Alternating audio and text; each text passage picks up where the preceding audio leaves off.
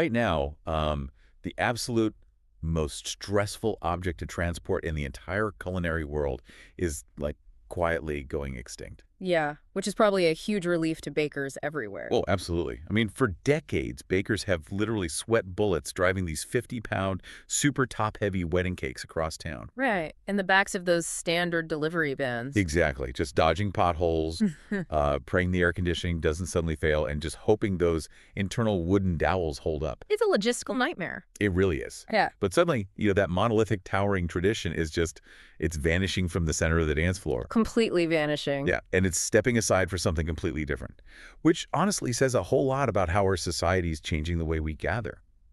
So today's deep dive is going to look at this massive industry-wide shift away from that singular ceremonial centerpiece. And toward the rise of shooter-style desserts and these little miniature indulgences. Right. We're going to explore exactly why the traditional slice of cake is being replaced by these highly customized, bite-sized sweet experiences, and more importantly, what this reveals to you about modern personalization, guest autonomy, and, the underlying economics of how we actually celebrate.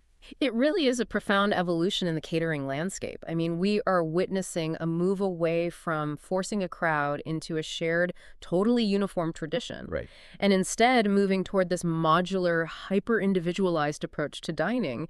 When you look at the mechanics behind this shift, you realize it solves some of the oldest, most frustrating bottlenecks in the hospitality industry. Yeah, while completely rewiring the psychology of the room for you and the other guests. Exactly. Okay, let's unpack this, because the trend sweeping through luxury events and modern gatherings right now revolves entirely around these shooter-style desserts. But before we jump into, like, the psychology of a reception room or the hidden supply chain logistics, we really need to define what we are actually eating. That's a good point. Because to be clear, when we say shooters, you need to completely erase the image of, like, a sticky college bar on a Saturday night. Oh, definitely.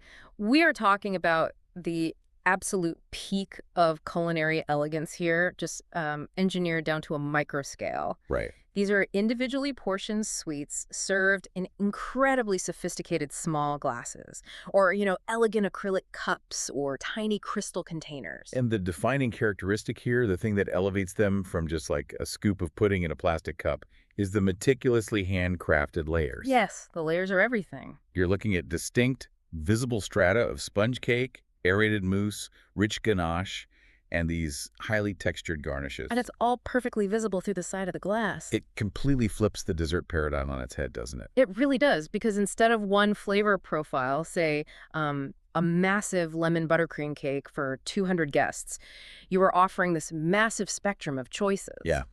And when you look at the menus caterers are currently designing, it honestly makes you incredibly hungry just reading them. Oh, for sure. You see entire themed stations built around distinct flavor profiles. Like there's the chocolate lovers station, which isn't just one type of chocolate. No, it's incredibly varied. Right. It features triple chocolate mousse shooters, brownie parfait cups layered with fresh cream, dark chocolate raspberry combinations, hazelnut cream layers. Which is a brilliant culinary strategy, really, because chocolate is highly polarizing. Oh, is it? Definitely. I mean, some people crave the intense, bitter depth of a dark chocolate, while others want a lighter, sweeter milk chocolate or maybe a nutty profile. Oh, that makes sense. Yeah, so a micro dessert station caters to all those minute nuances simultaneously. And then for contrast, event planners will typically juxtapose that rich station with a fruity dessert collection. Which is probably essential for spring and summer events, right? Exactly. Featuring elements like mango passion fruit shooters, blueberry cheesecake cups, and mixed berry trifles. That contrast is just so crucial. But if you really want to elevate the entire night, you bring in the luxury dessert experience. Oh, those are stunning. We are talking gold-dusted tiramisu shooters, champagne strawberry parfaits, white chocolate mousse cups, gourmet salted caramel. It's a whole different level. It is. And hearing all these options completely shifts how you think about eating at a major event. To me, it feels like this, and tell me if you agree. Committing to a traditional slice of wedding cake is kind of like committing to a massive, heavy 16-ounce steak at the end of the night. Oh, that is a great way to put it. Right, because you've already had a huge dinner. You've been drinking, you've been dancing, and suddenly this massive, dense plate of fondant and sponge is handed to you. Yeah, it's just too much. But dessert shooters, They're like a high-end tapas experience. You get to sample, taste, and curate your own plate without that heavy commitment. What's fascinating here is how perfectly that tapas analogy captures the evolution of guest autonomy. How so? Well, for decades, the catering industry has struggled with the fundamental problem of a captive audience. You have a room full of hundreds of people with wildly different dietary restrictions, different flavor preferences, different appetites. Right. You're just giving them all the exact same thing? Exactly. Serving one giant cake forces a uniform, singular experience onto a highly diverse crowd. But by shifting to a tapas-style dessert bar, the host isn't just offering food, they are handing you total autonomy over your own dining experience. So if you just want one bright, acidic bite of mango passion fruit just to cleanse the palate, you can take one little shooter. Yep. But if you want to build an entire tasting menu of rich chocolates, you can do that too. It completely eradicates the catering bottleneck. I mean, nobody is forced into eating a dense slice of vanilla buttercream just because it was, the easiest thing for the kitchen to slice and plate. And that explosion of variety naturally changes how people actually behave in the room.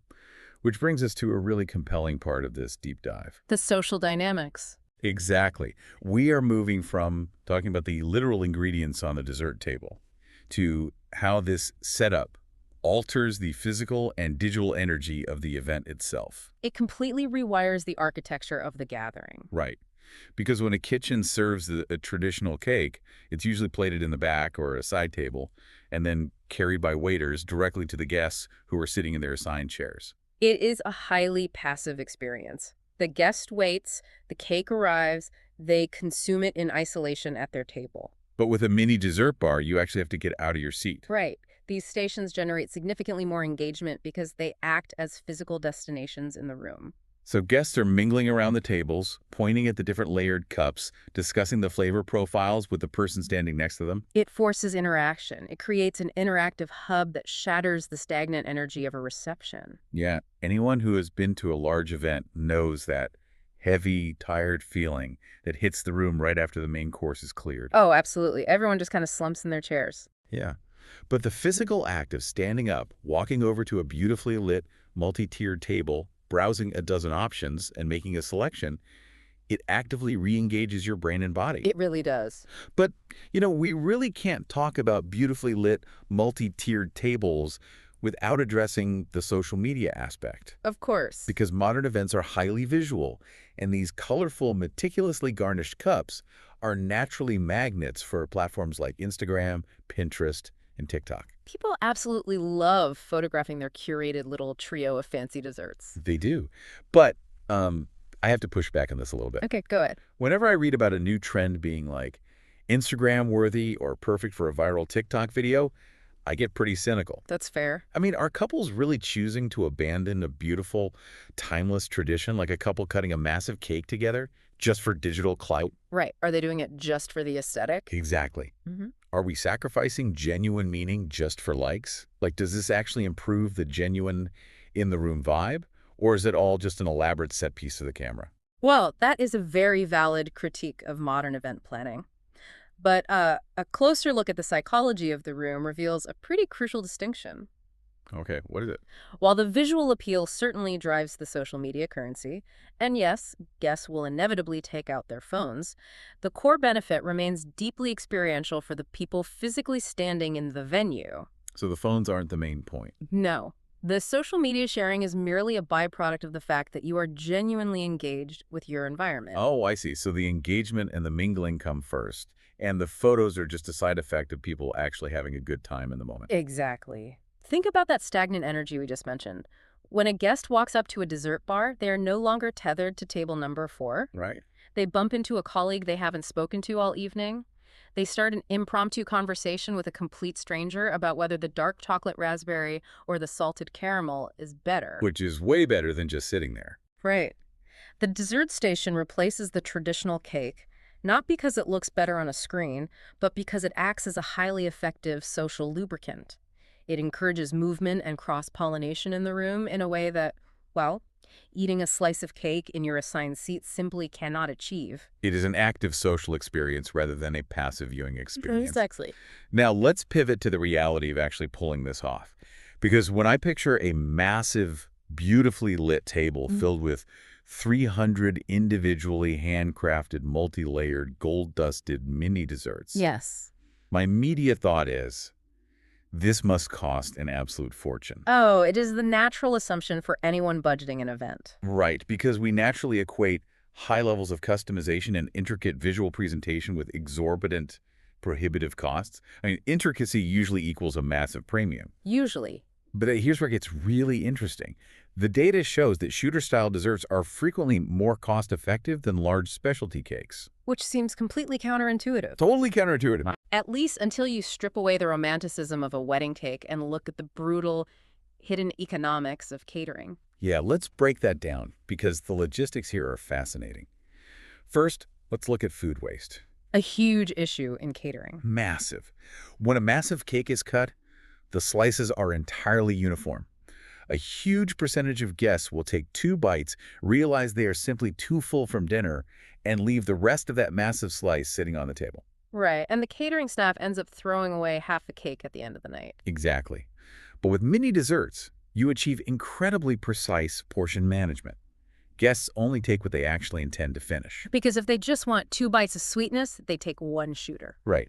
You aren't paying for wasted volume. And beyond the sheer volume of ingredients, the most significant economic advantage is actually the mitigation of hazard. The transportation risks. Yes. Oh, let me paint a picture for you here. Imagine you are a high-end baker. You have spent 3 painstaking days constructing a 5-tier, highly decorated cake. A literal work of art. Yes.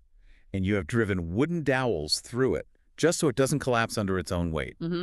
Now, you have to load that massive, incredibly heavy object into the back of a delivery van. Just incredibly stressful. You have to drive it across town, over potholes, hoping nobody cuts you off in traffic, completely terrified that a sudden stop will cause the entire thing to lean. It's terrifying. Moving a traditional cake is like transporting a fragile, top-heavy sculpture. Yeah. The stress levels and the potential for total catastrophic failure are just off the charts. Oh, absolutely. One hard break or one bump in the venue's service elevator and the entire centerpiece of the event is destroyed. But dessert shooters, they are like modular building blocks. Yes, exactly. You can pack them tightly and securely into shallow, heavy-duty, stackable boxes. They have an incredibly low center of gravity. Right. They are infinitely easier and infinitely less stressful to transport, carry into the venue, and just assemble on site.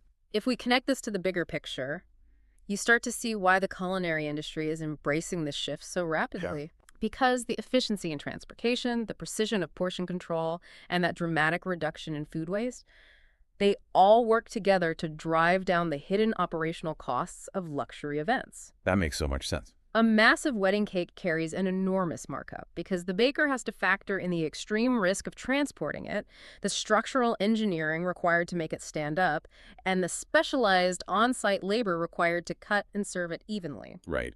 Mini desserts remove almost all of that operational friction. It is just infinitely smarter engineering. So because event planners aren't spending all their budget on structural engineering and hazard pay for a cake delivery, they can reinvest that energy into the table's architecture. Exactly. Which leads to a massive logistical question. Yeah. How do you actually design a table with 300 tiny cups so it doesn't just look like a messy, crowded buffet line? Right, because the physical execution of the display is where the real artistry happens now. So what's the secret? Well, the most critical design principle is utilizing varying display heights. You cannot just place hundreds of little cups flat on a linen table. Oh, right. That would look terrible. It would look incredibly flat. You have to build tiers. So event designers use acrylic risers, wooden pedestals, and geometric shelving to draw the eye upward. To make the station look abundant and dynamic. Yes, highly intentional. And the signage is equally critical here. I mean, if you have 12 different flavor profiles that all feature some sort of white cream and a garnish, you need to know exactly what you are grabbing from a distance. Definitely. Beautiful, customized signs help people make selections quickly, which prevents a massive traffic jam from forming at the dessert table. And those signs also serve an essential inclusive function by clearly indicating dietary options. Oh, that's huge. Right. A well-designed station will prominently label the vegan, gluten-free, and low-sugar choices. Which goes right back to that tapas analogy and guest autonomy we talked about. If you have a gluten-free guest, they don't have to awkwardly